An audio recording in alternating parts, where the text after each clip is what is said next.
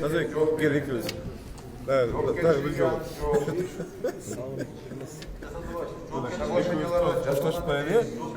Сиздер экөөңүздөр мушташып кеткениңиздер чынбы?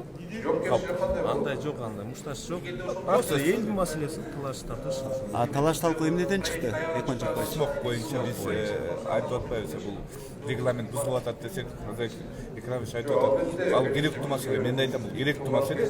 Бирок регламентти бузулган үчүн мен ушундай эме деп, эч кандай эме болгон жок, нормально. Эми маселе чечилди, эмне болуп чечилди? Эми палатада кайтып Палатада каралып турган болсо регламент эмесин жанагы цехтин опросный путем кайтып чечими. эгер бүгүн биз карабасак, бир айдан кийин кыш бүтүп, бул маселе болбой калат да. Себеби актуальный эң бир элдин Мушташкан жок. бул жерде жок. Бул жерде талаш тартыш.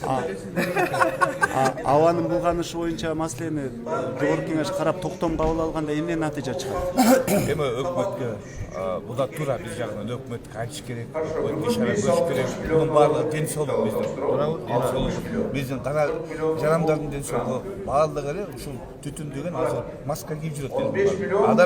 Ага мен макулмун. Бирок мен ушул регламент жагынан айттым, азыр Экранович айтып атты. Жок, караш керек деп. Мен да караш керек, бирок регламенттин негизине караш керек. Регламентти бузбак дегенден ушул көбүс биз-бирибизге мындай сүйлөшүп эч кандай мушташ болгон жок. Болду.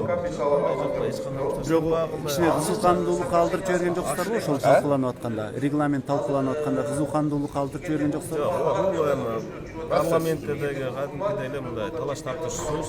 Себеби буга чейин өкмөткө канча жолу бир топ жолу айтылган, 1 жылдан 2 жылдан баштап эле айтылып келип атат, канча деген акциялар жүрүп атат. Бирок өкмөт бир атайын жасаганда эч кандай бир реакция жок. Ошондуктан бүгүн биз палатада карап, буну токтом кабыл алып берсек, токтомдун аткарылышын андан кийин дагы көзөмөлдөп турганга бизге дагы жакшыраак болот. Рахмат, майыңыздерге. Ошо кучак